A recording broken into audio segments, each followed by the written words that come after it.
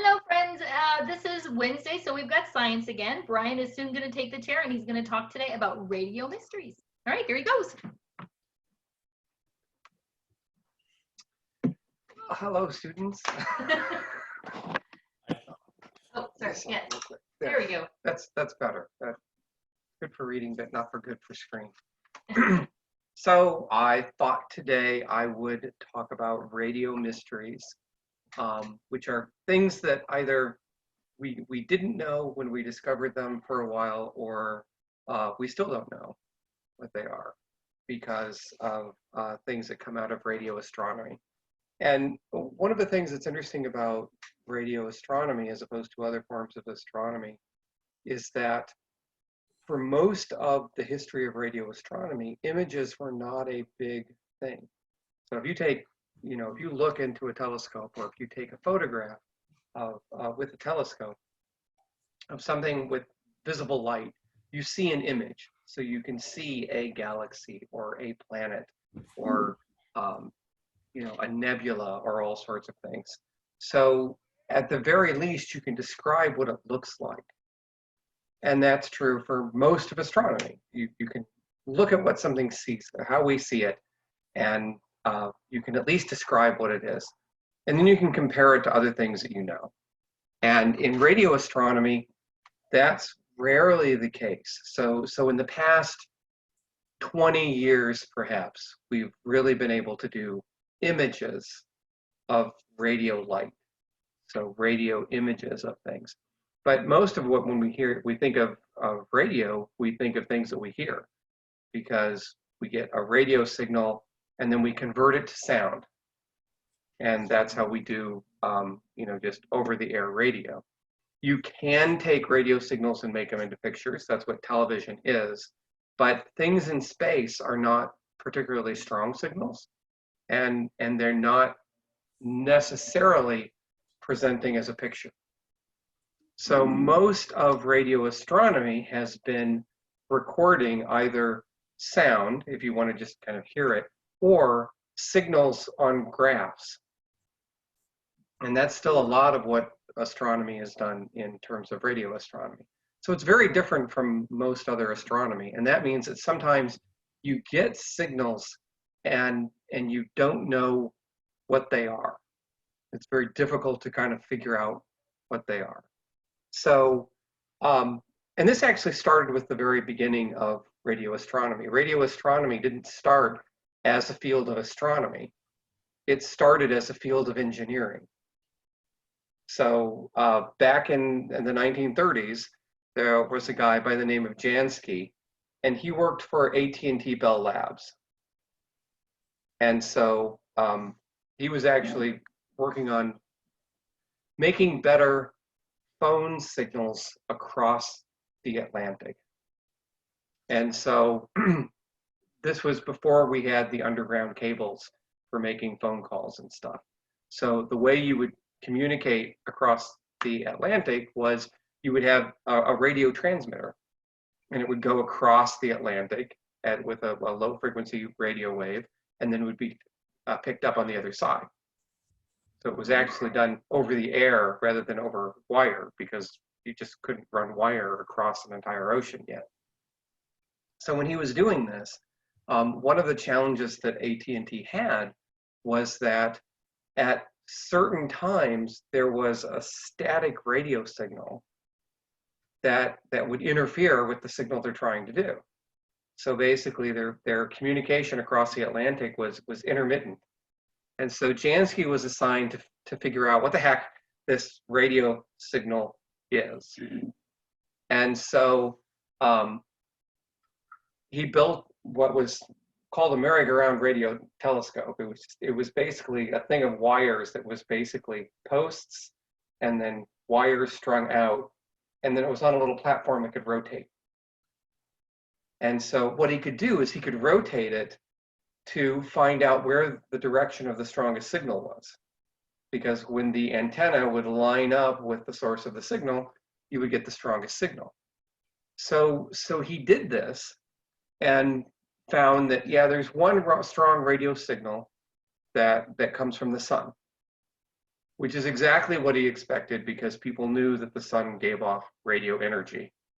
But he found another one that wasn't related to the sun. And he couldn't figure out what it was because it was at a certain part of the sky. It would sometimes be up at night, sometimes be up during the day. But as he kept taking these signals, he found that its direction would drift with the night sky. So he found that this was actually coming not from the sun, not coming from the earth, it was actually coming from space.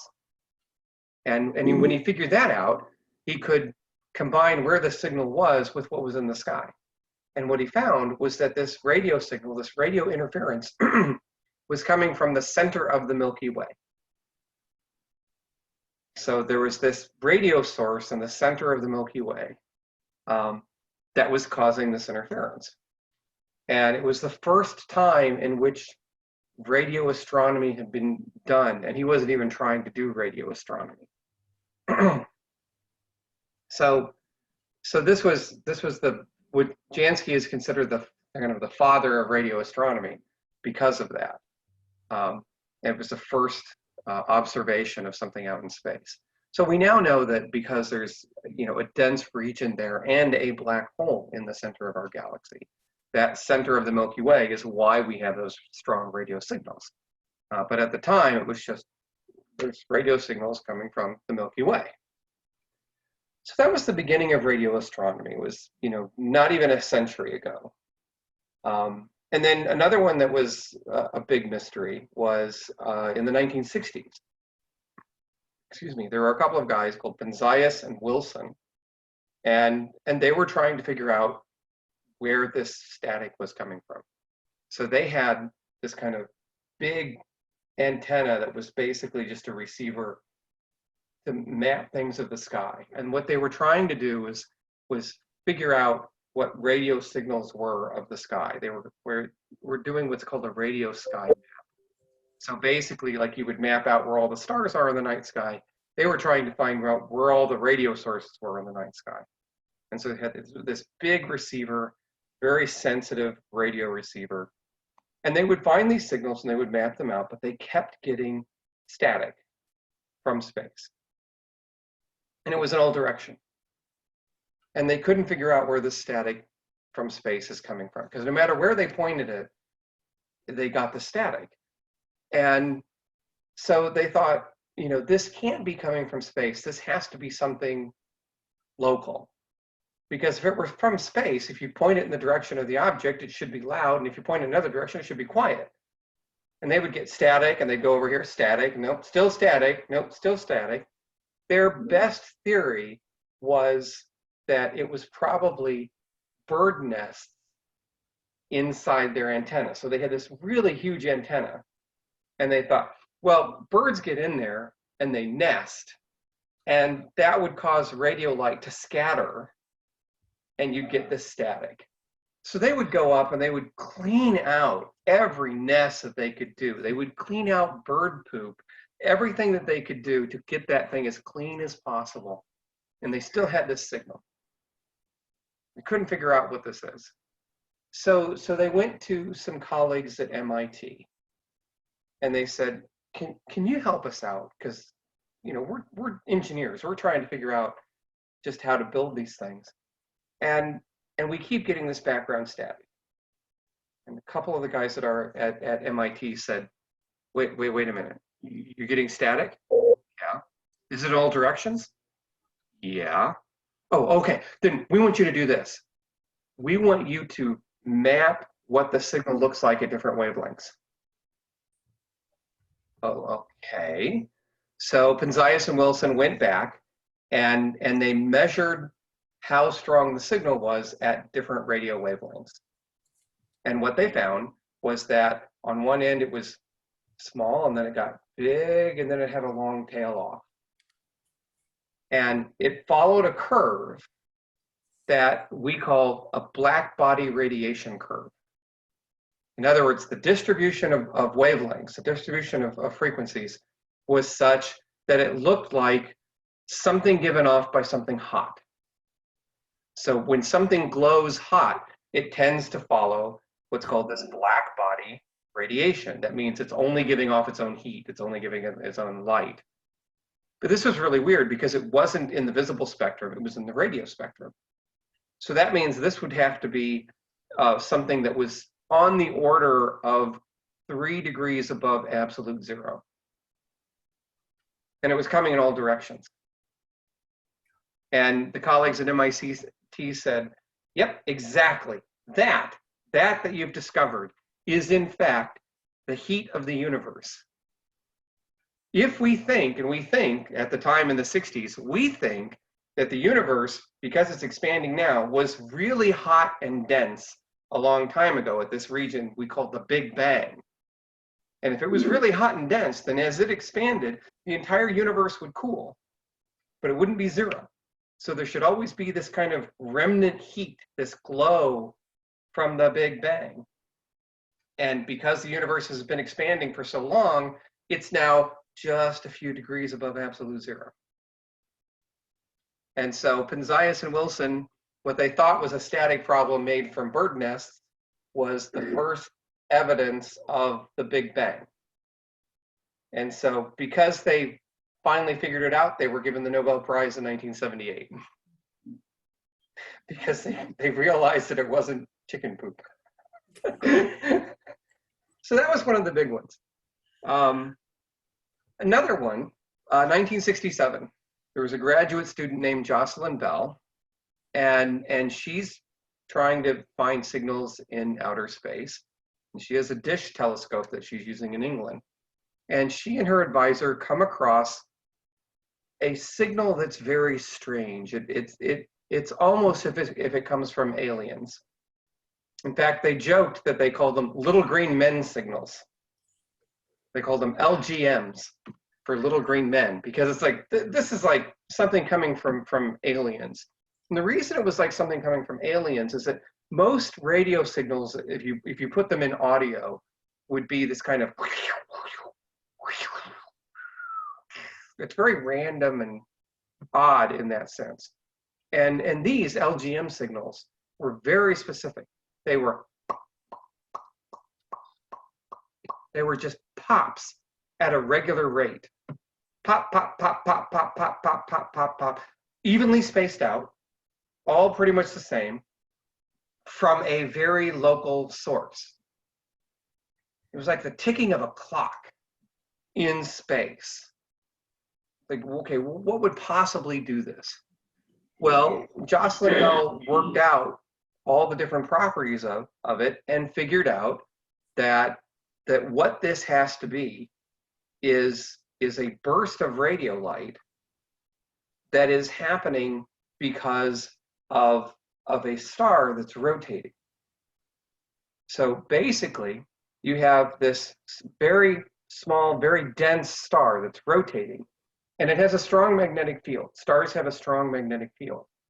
And what happens is that when there are charged particles around this magnetic field, they get excited and they send off radio signals. So as this star is rotating, its magnetic field is sweeping across the direction that we're looking. And so it creates this beam of radio light. And so what you would get is, as it would sweep by, you'd get pop. The next time it swept by, pop. It's like a lighthouse. The light swings around as it rotates, and you get a flash, flash, flash. So she figured out that these were actually radio bursts coming from rotating stars. But the thing is that if they were rotating stars, they would have to be so dense, they would have the mass of something like the sun, the size of Earth, or smaller. You'd have them the size of Rochester. So imagine the entire mass of the sun compressed to the size of Rochester. So we now know that these are a type of star known as a neutron star. Basically, they've collapsed so much, it's just a ball of neutrons. It's extraordinarily dense, and we call them pulsars because they are radio pulsing neutron stars. So they're called pulsars. So for this discovery, Jocelyn Bell got nothing, but her advisor got the Nobel Prize. And that reaction is the reaction of most people these days. Jocelyn Bell got robbed. So it is considered one of the biggest scandals of Nobel Prize history. Jocelyn Bell did very well for herself. She got lots of other honors. She's an extraordinarily well-respected radio astronomer. But yeah, the fact that she was not awarded the Nobel Prize is still a scandal to this day. And the argument was that she was a graduate student at the time, but other graduate students have since been awarded the Nobel Prize. So you could say, well, she was a graduate student, or it could be because she was a graduate student and he was the advisor. So that was another mystery. Okay, so going a little bit forward in time, 1977. This is an interesting one. There was a radio telescope called Big Ear, and one of the problems with radio astronomy, particularly early on, is that the signals in space are so faint that you kind of need a big telescope. You need a big dish. But if you have a big dish, you can't steer it. So you can't point at things. So there are some radio telescopes that are very sensitive, but they're just there. And what you do is you let the Earth rotate, and then the antenna rotates with the Earth, and it scans the sky. So you just let it scan the sky as the Earth rotates, and then you can see everything along the line of path. Okay. And this telescope was called Big Ear, and it was the first radio telescope to do automated data gathering.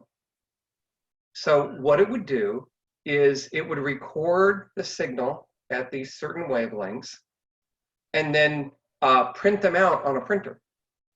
So as it was taking data, it would print them out on these rolls of computer data sheet. You might remember, the ones that would feed in with the little rollers. And it would just print them out and print them out and print them out.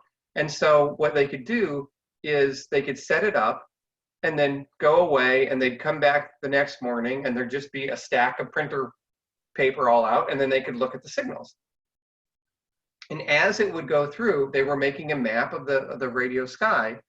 As it would go across the sky, it would say how strong the signal was at whatever wavelength they were detecting. So they would go 0 to basically 15. They did it in hexadecimal. So it was 0 to 9, and then A, B, C, D, E, and so forth. So it was because it was run by a computer. The computer would take anywhere from 1 to 16, or from 0 to 15 if you're doing computer stuff. So it would just do, signal, signal, signal, signal, signal, signal as it would go, and it would print each number out at a certain time so it could map out the sky.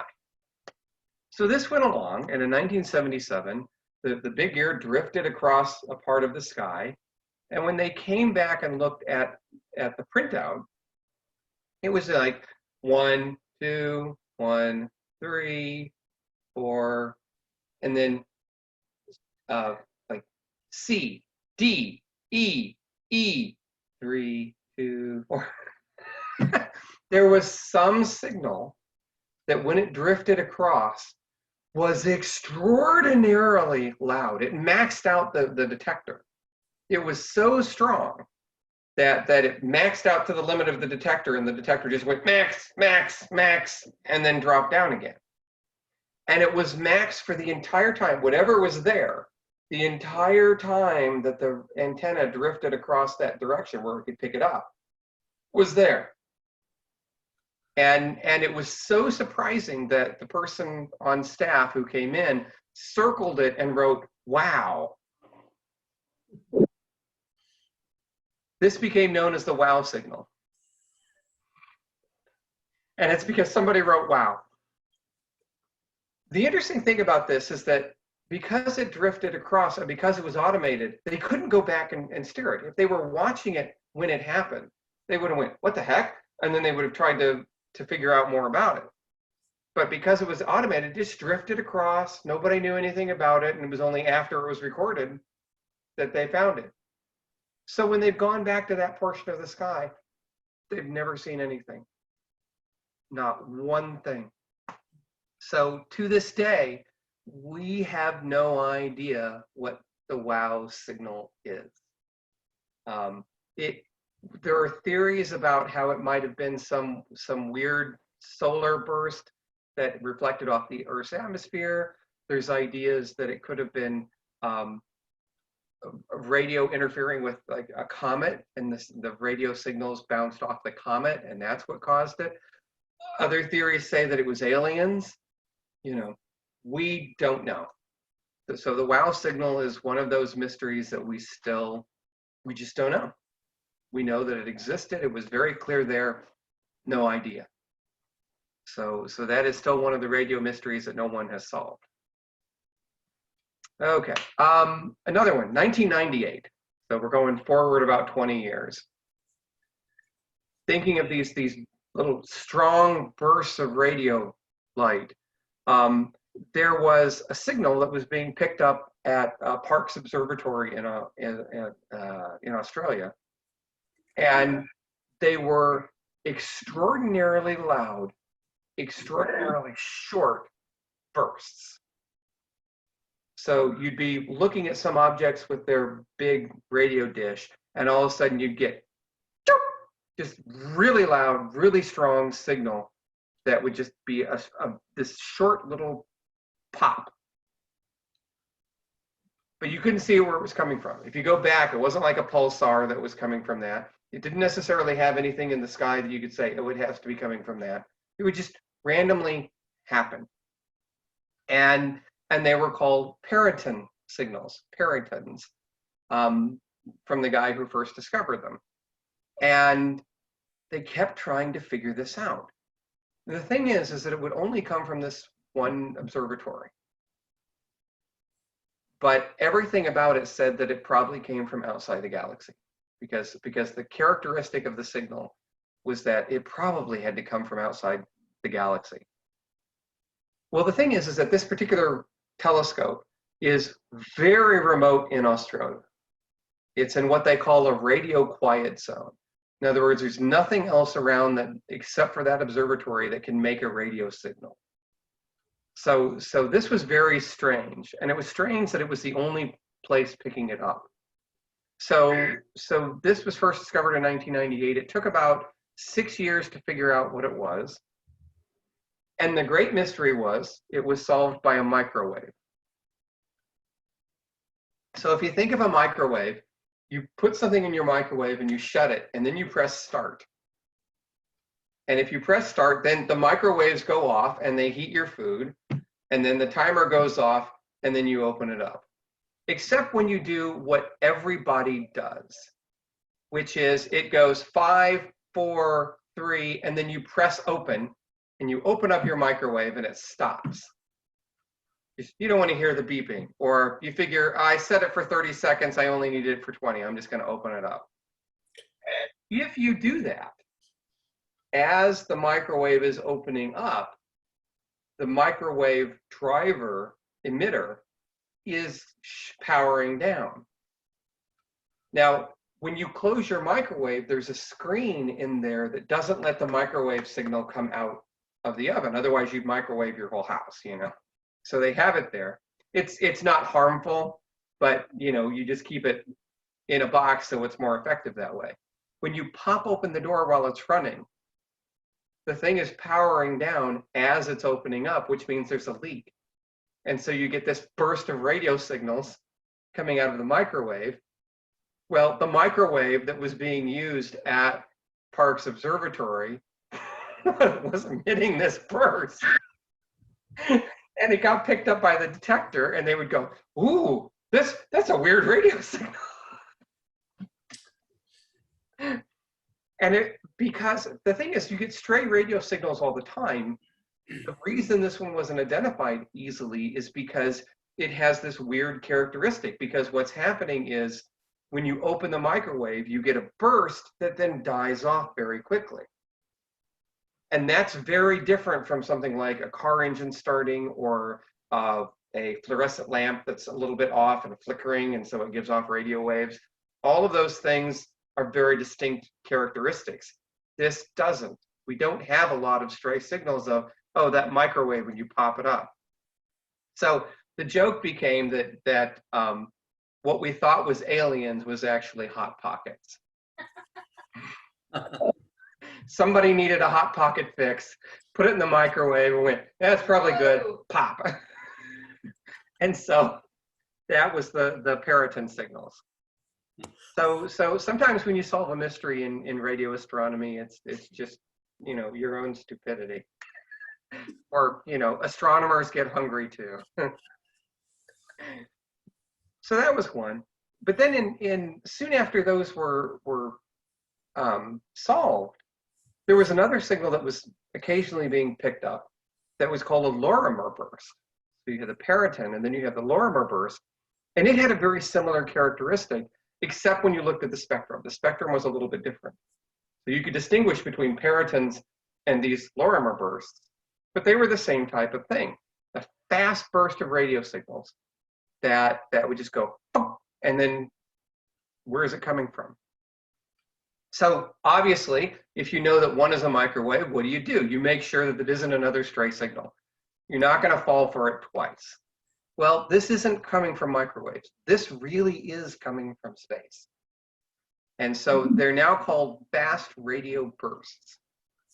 And they are these bursts of radio signals that are coming. They're incredibly powerful. And we are just starting to understand them. So they were discovered in 2007, and when they were discovered, we would only find them occasionally because most radio telescopes point in a specific direction. So if you happen to have a burst when you're looking in that direction, you'd see it. But you can't scan the sky with a radio telescope hoping to find a radio burst. But there's a new type of telescope called CHIME in Canada that has a different design. So rather than looking like a radio dish, it looks like, you know, a skateboarder valley thing, you know, the ones the kids would skateboard on, one of those long kind of dips that's shaped kind of like a parabola. It looks like that. And it's actually designed to scan the entire sky. So when one of these goes off, it knows where it came from and it can detect it. And so it's been finding lots of these fast radio bursts. They found them in other galaxies. They found a couple in our galaxy. We now know that these are definitely coming from space.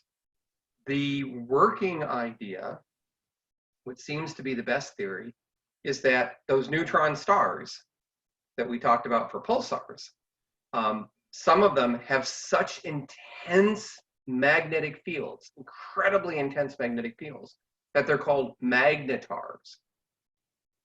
And because they have such strong magnetic fields, if you think about the sun is a strong magnetic field, but not nearly what this is. But the sun will undergo things that are called solar flares. Basically, this gas will kind of erupt up and follow the magnetic field and then flop back down again. And you can see videos of that where they go, ooh, you know. Well, when these solar flares go off, you get a burst of radio waves. Neutron stars are so dense and their gravity is so much stronger that when they have a solar flare, a magnetar flare, it's so fast that you get this burst of radio waves. And it has so much energy that it's a huge burst of magnetic waves. And so the idea is that fast radio bursts could be these flares happening from magnetars. We don't know yet, but we're just starting to be able to get enough data to start figuring that out. So that's still an unsolved mystery, but we think we have an idea. So I'll end with one last mystery. And this one's kind of an interesting one. This was done in 1974. And one of the big questions in astronomy is there life out there? You know, and there are ideas to listen for radio signals from aliens. But of course, if you listen for radio signals from aliens, it's only fair that you would send radio signals out to aliens. So in 1974, a guy named Francis Drake and another guy you may have heard of named Carl Sagan proposed that we actually send a signal into space, a signal that aliens would recognize as artificial and could possibly decode to have information about Earth. And so from Arecibo University, they sent a signal into space towards a star cluster because they figured that's where there might be lots of possible civilizations. And they sent it out into space in 1974. So the great mystery of that one is, will anyone ever hear it? And so far, that's a mystery that's still unsolved. There you go, a whole bunch of radio mysteries. Do you have any questions? No. Okay. Very, very interesting. Yeah. Very, very interesting. Yeah. Well, good. Good. Thank you very much. You're very welcome, and I will see what I come up with for next week. You Good. bet. We'll be here. We'll be waiting for you. Okay. Thank you. Well, thank you for coming. I'll bet. see you next Wednesday. Yep. Okay. Bye. Bye.